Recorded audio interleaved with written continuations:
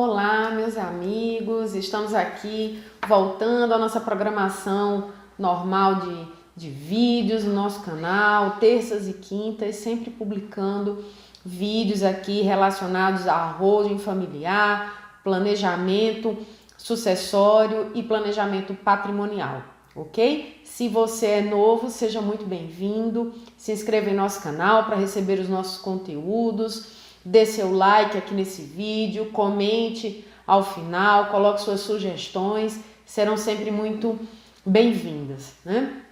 Gente, o tema que eu queria trazer hoje é um tema não é muito robusto do ponto de vista doutrinário, do ponto de vista teórico, né?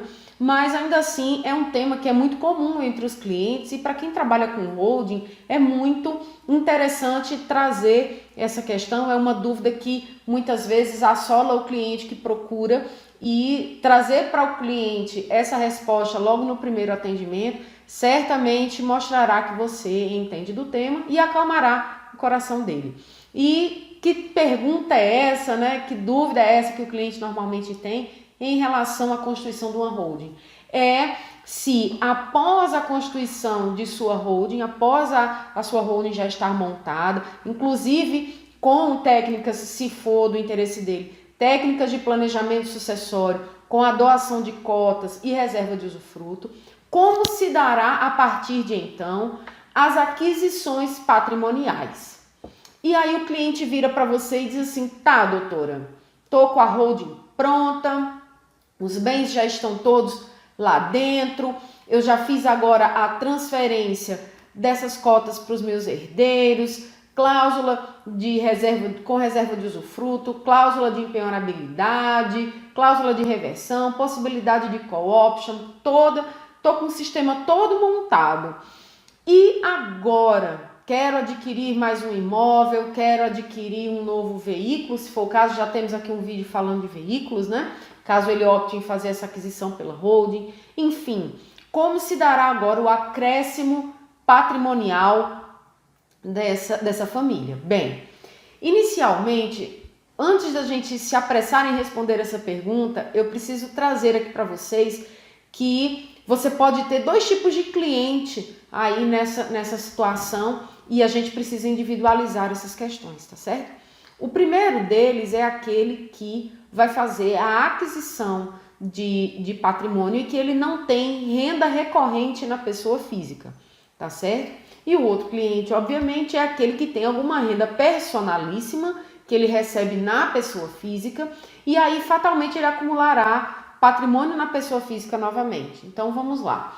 Temos aquele cliente que, por exemplo, ele não tem uma renda direta na pessoa física, né? Ele tem de repente uma receita locatícia que é da própria holding, né? Da utilização do patrimônio que ele acabou de performar melhor dentro de uma empresa patrimonial, né? Isso, e a renda dele decorre dessa atividade. Ou, de repente, de uma outra atividade operacional que ele desenvolva, um posto de gasolina, concessionária de veículos, padaria, rede de restaurantes, enfim. Ele pode ter outras atividades operacionais que gerem para ele lucros e dividendos. Como é que ele vai fazer a aquisição de novo patrimônio? Bem, se ele já tem uma holding constituída e o objetivo é a gente fazer aquela estrutura de proteção e eficiência patrimonial dentro de uma pessoa jurídica, não faz muito sentido ele adquirir patrimônio na pessoa física para só então passar para a holding, tá certo? O ideal é que essa aquisição patrimonial se dê diretamente dentro da própria holding, tá certo? Então, eu tô querendo um exemplo. Esse cliente, ele tem uma receita locatícia e de repente ele pode fazer, ao final do exercício houve uma apuração de resultados e ele está querendo adquirir mais imóveis, né? Está querendo ampliar aí seu acervo de imóveis dentro dessa holding. Ele não precisa fazer uma divisão, por exemplo, uma divisão de lucros e dividendos para adquirir imóveis na pessoa física, para fazer uma nova integralização de capital social, de forma alguma. Ele pode fazer essa aquisição com os próprios dividendos da holding, por exemplo, ao invés de haver a distribuição de lucros.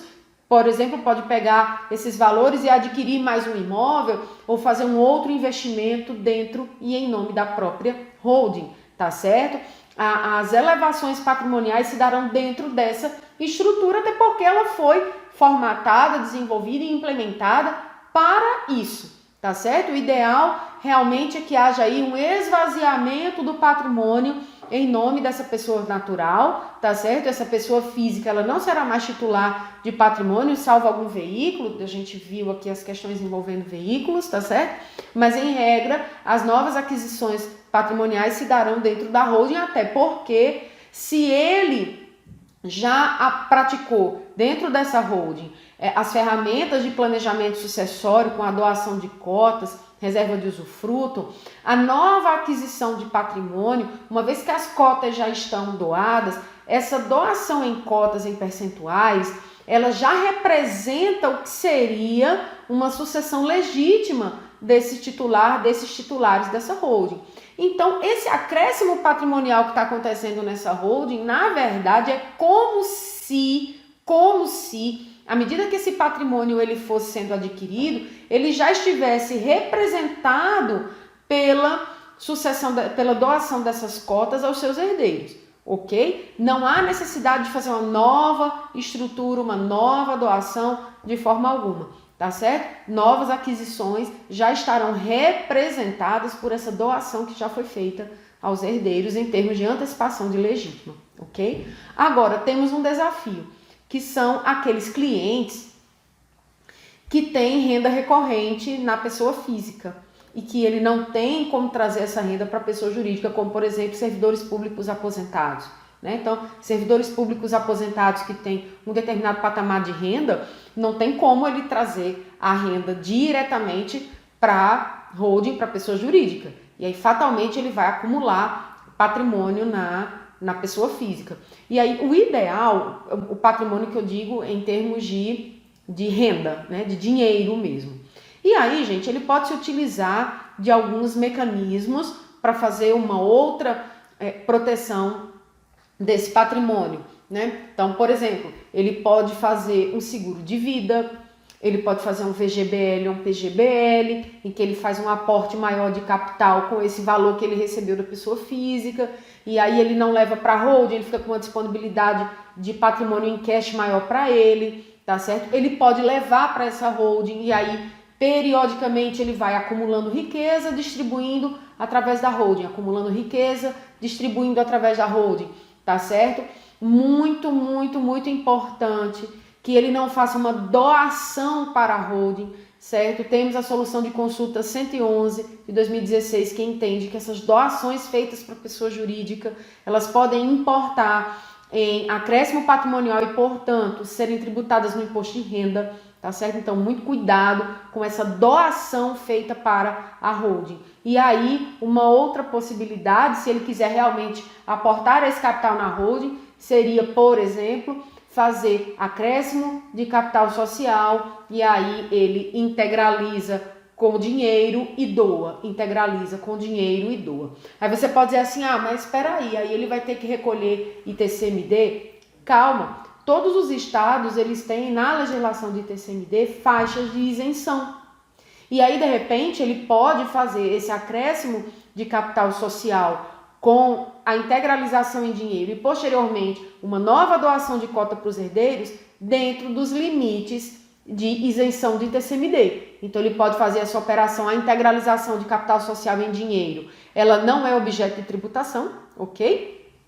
E a doação sendo feita dentro das cotas de isenção que já existem na legislação de cada estado, e aí é preciso verificar a legislação do estado em que você se encontra, é possível ele fazer essa doação isenta de ITCMD, ok? Então ele vai conseguir fazer essa transferência de recursos para a holding e posteriormente a transferência de cotas para os herdeiros livre do imposto de transmissão, nesse caso imposto de transmissão de doação. Ok, meus amigos? Mas o ideal é que não tenhamos mais acréscimo de patrimônio na pessoa física. O acréscimo patrimonial ele se dê a partir de agora sempre na pessoa jurídica.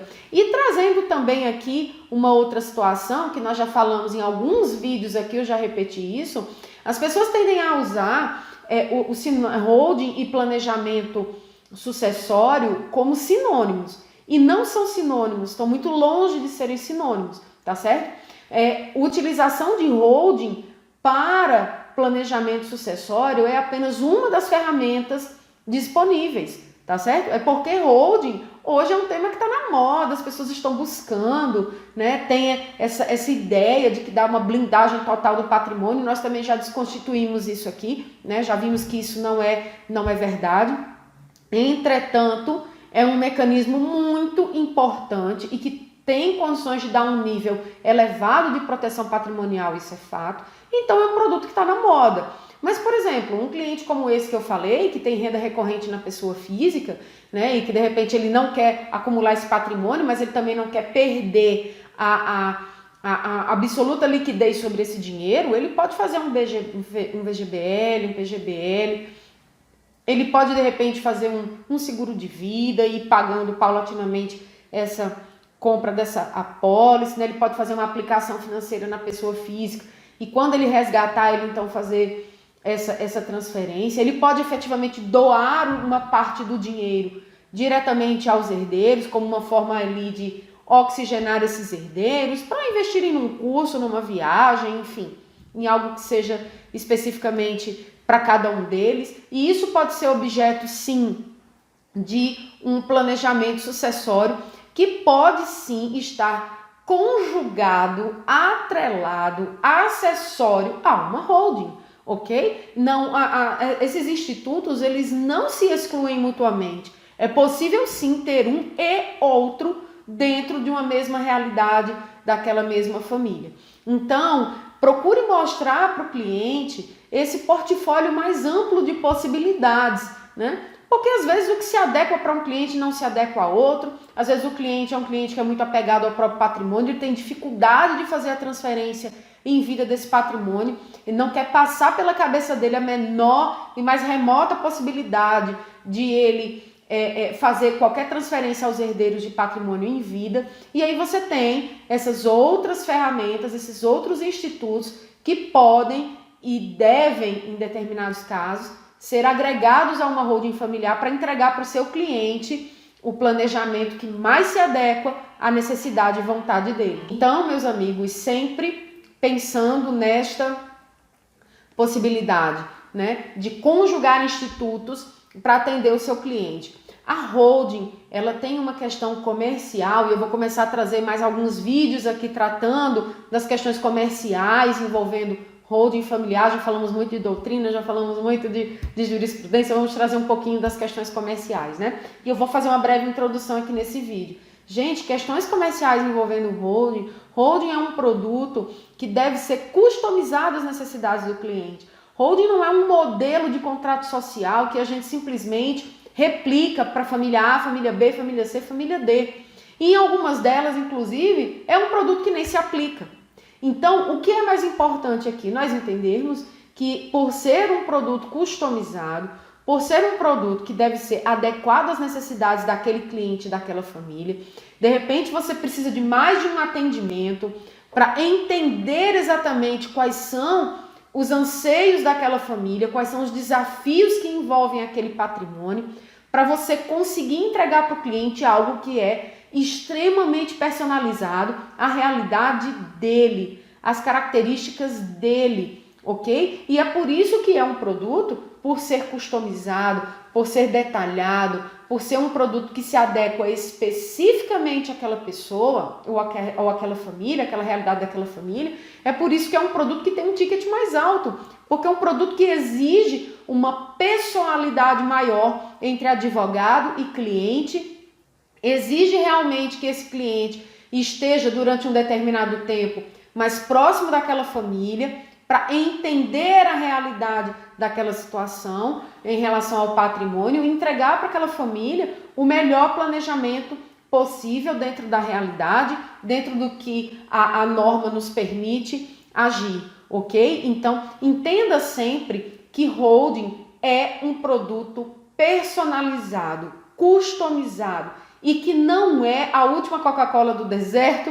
Não é um produto que se aplica a toda e qualquer situação, não é um produto que você vai sair pura e simplesmente replicando, ok? Então, meus amigos, nunca se esqueçam desses outros institutos atrelados ao planejamento patrimonial, seguro de vida, planos de previdência, a própria doação pura e simples, tá certo? São excelentes instrumentos que podem ser conjugados aí no seu planejamento, ok? Então, meus amigos, era essa a mensagem desse vídeo. Espero ter esclarecido essa dúvida, que é muito comum, muito mais comum do que se possa imaginar, ok? Deixa aqui seu like, se inscreva no canal, deixe seu comentário e fique à vontade para fazer sugestões de conteúdos. Eu estou aqui para pesquisar se eu não souber e trazer para vocês sempre o melhor conteúdo atrelado a holding e planejamento familiar e sucessório, ok? Até o próximo vídeo, muito obrigada!